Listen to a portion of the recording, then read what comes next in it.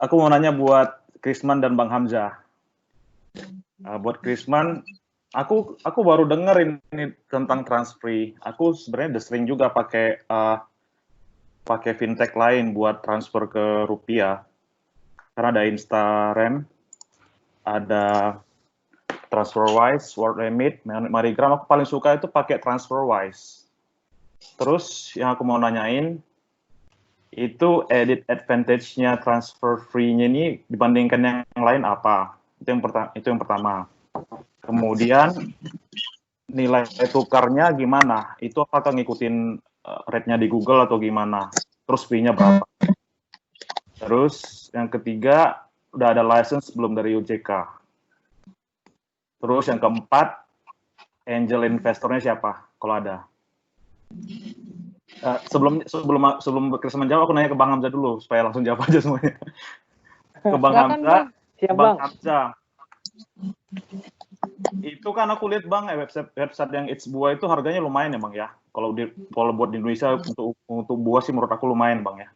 Paling murah aku lihat harganya 65.000. Di atasnya keduanya langsung 390-an tuh, itu udah diskon. Itu marketnya siapa Bang? Itu yang pertama. Yang kedua, itu kalau kita beli online tahannya berapa lama di luar kulkas? Pasti langsung masuk kulkas lah. Kan nggak semua orang punya kulkas di Indonesia. Terus yang ketiga, abang belum jawab, abang belum teruskan tuh kayaknya yang nextnya bisnisnya abang tuh apa? Belum jabarin tadi kayaknya, kelupaan kayaknya bang. Next bisnis. Nah itu aja Tris. Oke, terima kasih Bang Rudi. Silakan dari Krisman dulu pertanyaan tentang edit value-nya dari Transfree. Oke.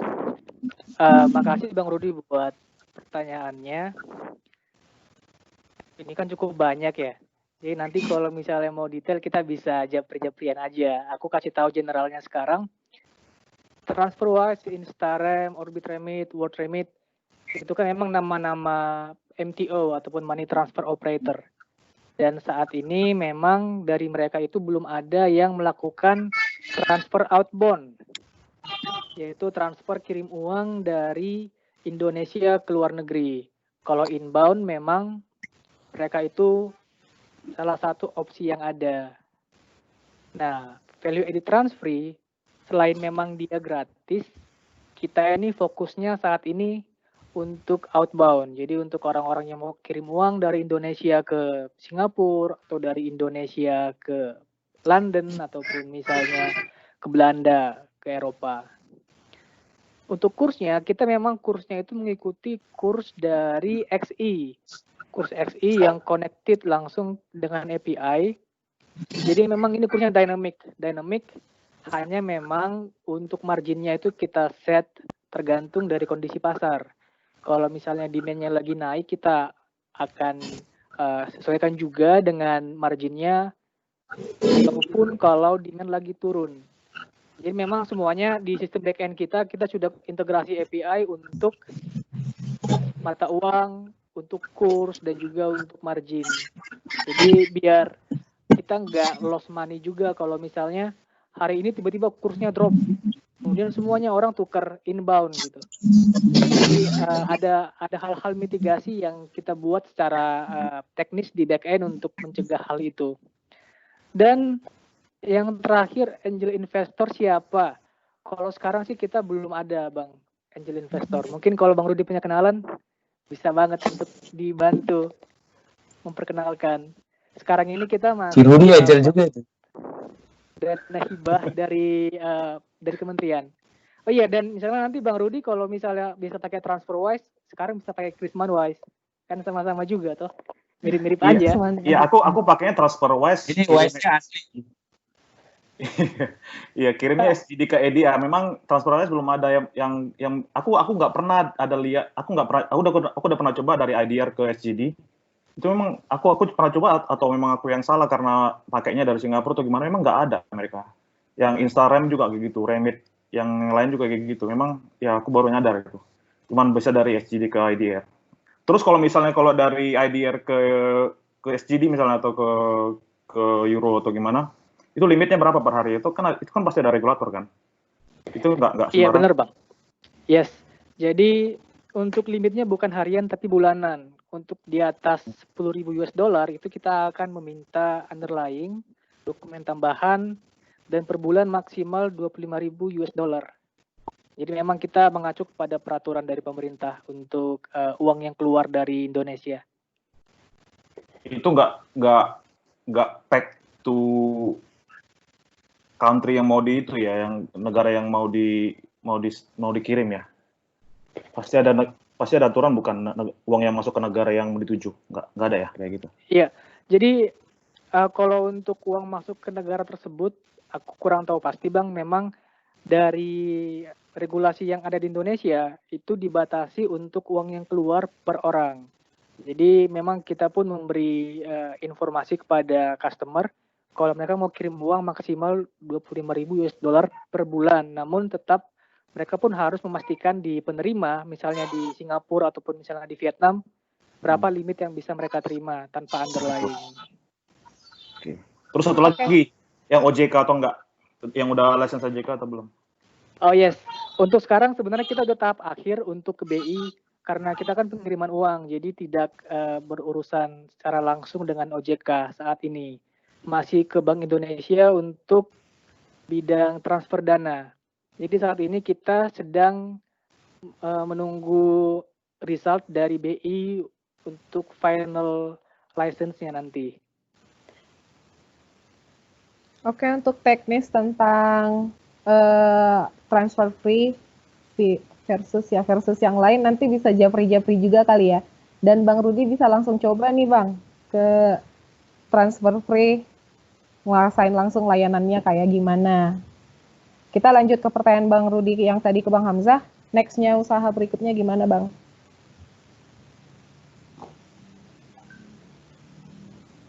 Terima kasih buat Rudi atas pertanyaannya, sangat menarik. Yang pertama tadi dia nanya, kalau saya catat ada 3 poin. Yang pertama ininya ya, harganya mahal. Ya itu namanya segment market ya. Memang kita pilih untuk sejak kita bermain di online itu kan kita harus memilih namanya segmen market. Kita nggak bisa berjualan ke semua orang.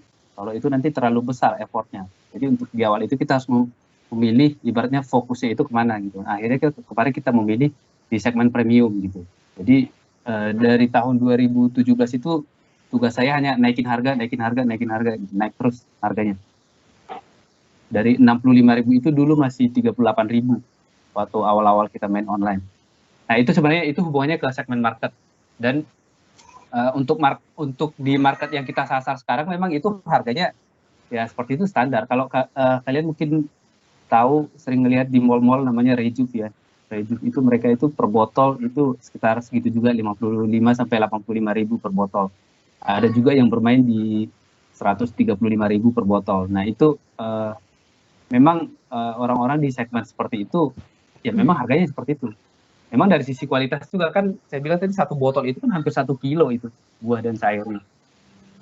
Dan dia udah tinggal minum gitu. Jadi memang untuk segmennya harga segitu ya masuk. Dan itu juga jarang kita jual per botol, kita jualnya itu per paket. Ada paket 7 botol, ada yang 21 botol, ada yang 50 botol. Nah kemudian tahan berapa lama itu kita jualan itu fresh-nya ya. Kita itu cuma 2-3 hari di dalam kulkas. Dan kalau di luar kulkas malah itu cuma 3 jam lah, 3-4 jam. Jadi makanya pengirimannya juga kita menggunakan tas khusus, di dalamnya juga ada ice gel-nya gitu. Jadi selama di perjalanan dia harus tetap dingin.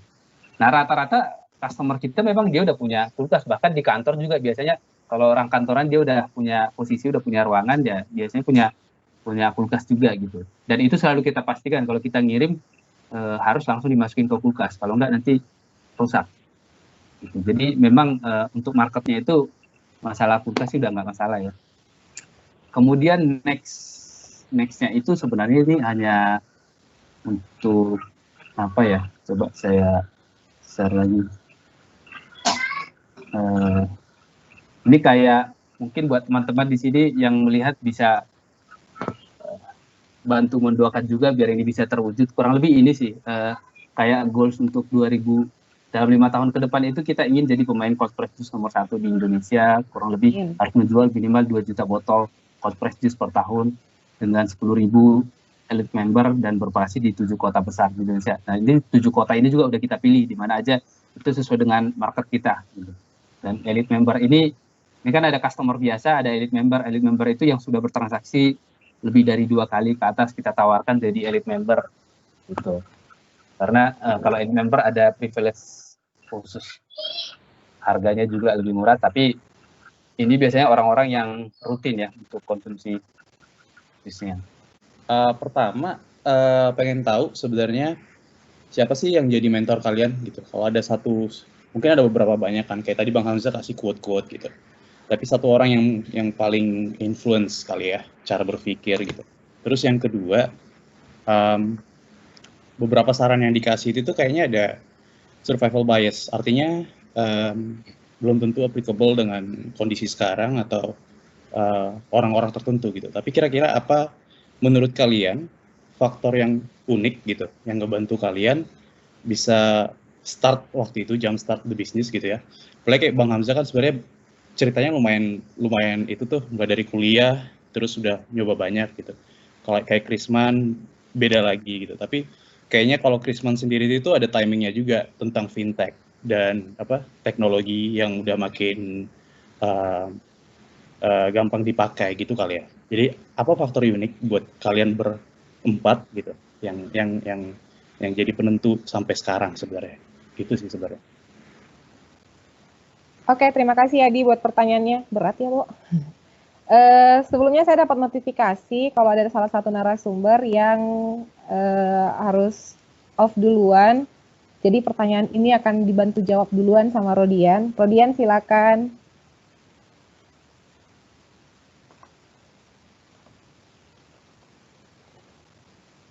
Halo. Ya, Rodian. Yang mana itu? Kayaknya Rodian udah buru-buru ya, mungkin bisa kasih pesan-pesan nih tentang kepada teman-teman yang ingin memulai usaha. Bukan pesan terakhir ya, notes, catatan penting. Sebelum Rodian pamit lebih dulu.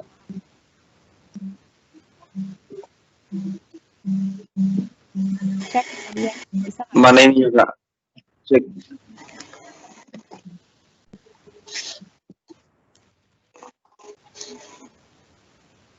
Kalau yang pertanyaan Bang Adi tadi kan, siapa sih guide kalian untuk jadi motivasi? Aku gini pula Bang, paling baca-baca aja lah kalau dari orang-orang yang besar kayak Bob Sadino, siapa, masih beyond my expectation lah Bang, masih jauh lah, karena memang aku kan bisnisnya dari kampung gitu kan, berinteraksi langsung dengan petani, paling sosok-sosok yang agak lebih inilah Bang, yang lebih lokal. Misalnya kayak social planner yang ada di wilayah lah Bang.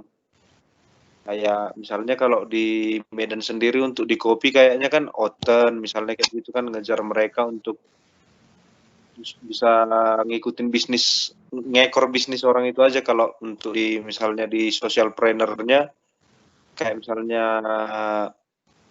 kayak Bang Togu misalnya gitu kan, yang bisa memberikan dampak lah. Memang nggak mungkin juga kita sebagai pengusaha kan berpikir kayak tadi dibilang passion, kayak mana passion biar jadi cuan, kayak mana sih jadi orang yang idealis, tapi sementara kita besok harus masih mikirin lauknya apa, berapa biayanya gitu kan. Terus kalau dari aku sih Bang, kayak mana memang dari basic pendidikan aku juga memang dari bagian pertanian, kayak mana bisa sekalian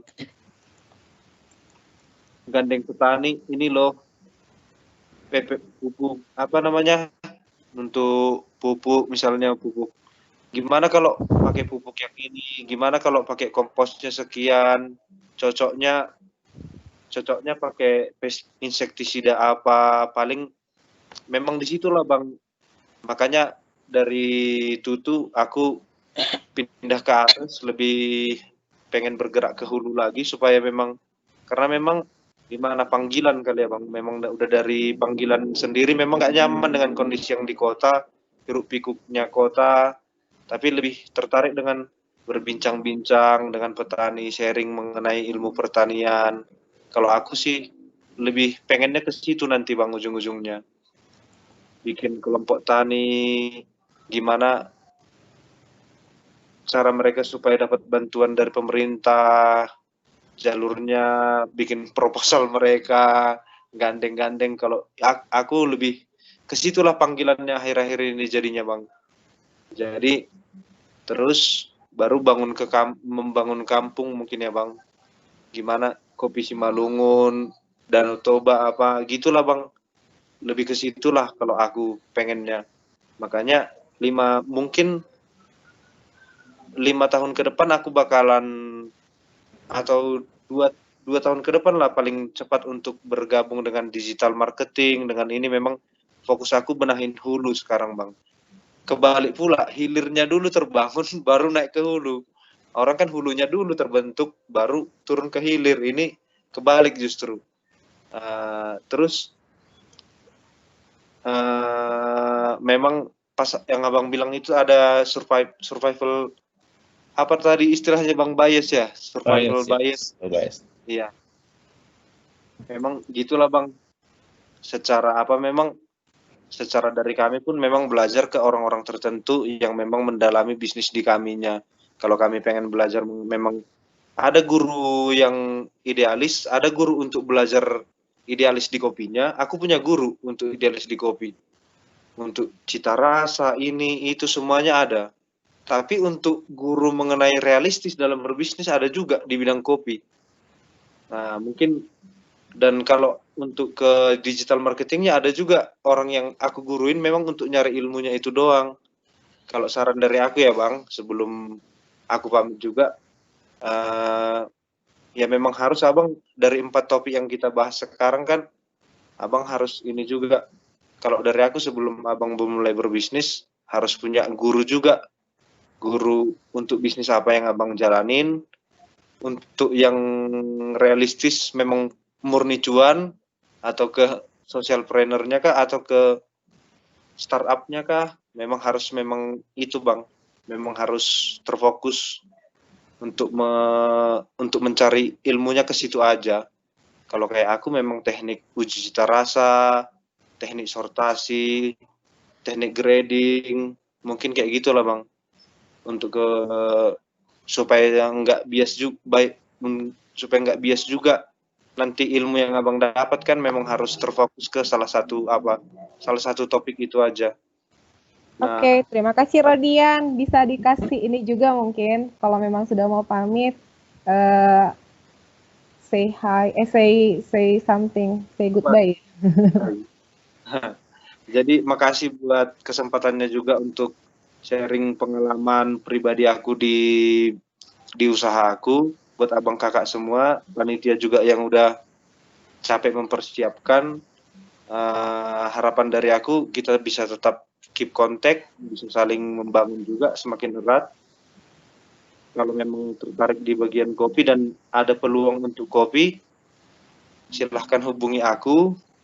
Kalau ada kemungkinan untuk berpartner di bidang kopi, saya juga berterima kasih kalau ada rekan-rekan dari Pariasut yang mempitching gitulah kira-kira. Bisa disebutkan nomor HP-nya Rodian biar ada yang mau. Itu Adi udah mau mencatat tuh kayaknya. Bisa disebutin nomor HP-nya? 0852 kalau di Indonesia plus berapa Kak? Plus 62. Plus 62 852 0727 4545, sekalian WhatsApp juga. Oke, nanti saya ketikin juga di bagian percakapan ya untuk nomor dari narasumber. Terima kasih Rodian, selamat malam minggu ya. Sukses untuk kopi. Sukses bro, sukses. Siang, malam. Oke, untuk Bang Krisman sama Bang Krisman. Hai Bang Krisman. Untuk Krisman sama Bang Hamzah, bisa kita jawab lebih cepat mungkin ya untuk pertanyaan Adi tentang siapa mentor dan waktu dimulai dulu survival bias-nya kayak mana. Mulai dari Bang Hamzah boleh? Oke. Terima kasih Adi pertanyaannya ya. Ini survival bias nggak applicable buat semua orang ya. Mungkin tadi saya lupa di awal. Memang saya sadar bahwa ini pernyataan-pernyataan saya ini pasti ini nggak akan cocok buat semua orang. Dan saya udah sering juga mengalami dan mendengarkan itu. Jadi memang saya sadar bahwa ini bukan untuk semua orang. Bukan berarti salah ya, tapi ini hanya berbeda ininya aja, berbeda karakter mungkin. Jadi itu yang saya sampaikan itu murni dari pengalaman saya dan yang saya pelajari lah. Tapi memang yang berbeda dengan itu banyak juga. Gitu. Nah kemudian mentor, kalau dibilang mentor secara langsung yang spesifik satu orang nggak ada sih. Cuman kalau dibilang nggak ada mentor, nggak juga. Mentor itu banyak banget karena saya sering ikut, kebanyakan belajar malah, bukan belajar kuliah, ikut workshop, ikut pelatihan, baca buku. Sekarang ini COVID-19 ini membuat saya jadi itu tiap minggu bisa jadi selesai hampir 2 buku gitu. Kemudian juga nonton video, ikut pelatihan, ya kira-kira kayak gitu. Jadi yang spesifik yang mentor nggak ada, tapi saya memang suka ngikutin profil-profil yang sukses. Dulu yang paling pertama saya suka itu ini pendiri Google, dari Page, Sergey Brin. Gitu. Nah, kemudian kalau di lokal itu ada Charles Tanjung, Sandiaga Uno, Bob Sadino, itu dari situ. Itu mereka, ya dari situ sih saya mendapatkan banyak pelajaran dari sisi mindsetnya mereka. Gitu. Itu mungkin dari saya ya. Oke. Dari Krisman? Ya, halo. Ya, ini boleh. Pertama-tama saya terhormat ini ditanyakan oleh Bapak Adi Kris, engineer-nya Apple. Jadi kalau tanya soal mentor sebenarnya sama kayak Bang Hamzah. Kalau yang spesifik banget itu yang paling bentuk sebenarnya orang tua, bapak saya. Karena dari dulu kecil memang orang tua saya itu berusaha, gagal. Dari situlah saya melihat. Halo? Ya, kedengaran. Sorry, ini tadi kayaknya ada gangguan. Iya, oke. Nah, jadi dari ayah lah saya banyak belajar mengenai kegigihan. Namun memang untuk mentor-mentor lain, kalau dari saya sih banyak belajar dari buku biografi kayak Steve Jobs atau Richard Branson. Dan mereka ini sedikit banyak juga membentuk strategi bisnis yang saya gunakan sekarang dan juga membentuk pola pikir untuk bisnis secara khususnya. Tapi kalau untuk resilience ataupun untuk semangat bisnisnya itu dari ayah saya. Yang kedua mengenai survival bias ya ataupun unique value yang bisa digunakan, sebenarnya kalau dari bisnis Transfree sendiri kan ini teknologi finansial dan memang sedikit banyak juga terdampak oleh COVID yang sedang terjadi sekarang. Nah, kita sih saat ini fokus utamanya bukan ke bisnis, tapi ke kesehatan. Sehingga survival bias yang kita gunakan adalah memastikan seluruh tim sehat. Karena saat kita memaksa kerja keras, ataupun kita memaksa untuk tetap keep going, memaksa masuk kantor, saat timnya nggak dalam kondisi fit, maka bisnisnya pun akan sama juga gitu, karena kita percaya sebenarnya inti dari bisnisnya adalah orangnya. Dan salah satu quotes yang paling saya suka adalah jauh lebih mudah untuk membangkitkan bisnis yang hampir bangkrut dibanding membangkitkan orang yang hampir mati. Makanya sekarang ini survival yang kita lakukan adalah memastikan bahwa semua orang memiliki mental dan juga tingkat stres yang rendah supaya mereka at least saat nanti pandemi ini selesai bisa tetap bekerja dengan baik ataupun bisa tetap happy dalam pekerjaannya. Karena kalau misalnya mereka sudah sakit atau stres, mereka memutuskan untuk leave the company, ya ini perusahaan bangkrut juga jadinya. Jadi itu aja sih yang bisa saya share dari Transfree. Oke, terima kasih Krisman. Kalau dari saya, mentor langsung yang kayak ngajarin ini banget itu nggak ada, yang terkenal nggak. Tapi yang day by day basis itu ada Bang Eko, angkatan 2000. Secara mindset dan operasional harian itu saya banyak dibantu banget, gimana cara ngejalanin usaha. Terlebih sebenarnya kalau kayak kata Rodian tadi, dia agak berat untuk pulang ke kota. Kalau ke saya pribadi, aduh pulang ke kampung gitu. Kalau dengan dari sisi fasilitas itu sebenarnya agak, wah udah lebih enak di Bandung nih, misalkan gitu kan. Jadi itu semangatnya itu banyak dari Bang Eko juga. Kemudian kalau ditanya mentor yang bikin saya jadi saya pengen kayak gitu. Itu salah satunya yang paling dekat, Bali lah, ada Krisna Oleh-oleh sama Erlangga Oleh-oleh. Pernah ada kesempatan ketemu langsung dengan mereka, jadi agak-agak dapat lah gitu dari mereka gimana bisa dari, itu kan juga dulu mereka dari orang yang sakit-sakitan sampai jadi sukses banget kayak sekarang. Kemudian tentang nilai unik, kalau yang bisa diterapkan ke semua, yang namanya survival bias kan pasti nggak bisa diterapkan ke siapa-siapa, ke semua orang memang ya. Kalau dari Batikta sih di awal dulu yang saya cerita 2011 saya setelah melempar ide ini melalui online, saya bilang kan itu sukses banget tuh. Ini kalau istilah sekarang view-nya itu sukses banget. Tapi sukses dari sisi kontra gitu. Orang kayak ngapain ada batik corak Batak misalkan gitu. Itu dulu berat lah gitu. Nah, itu justru jadi salah satu nilai uniknya kita gitu. Jadi memang kalau mau mulai usaha ya karena kamu yakin sama usaha kamu gitu, nggak harus karena orang lain bisa ngerjain itu jadi kita bisa kerjain gitu, tapi karena kamu yakin dengan usaha kamu, jadi niatnya baik ya pasti bisa lah gitu.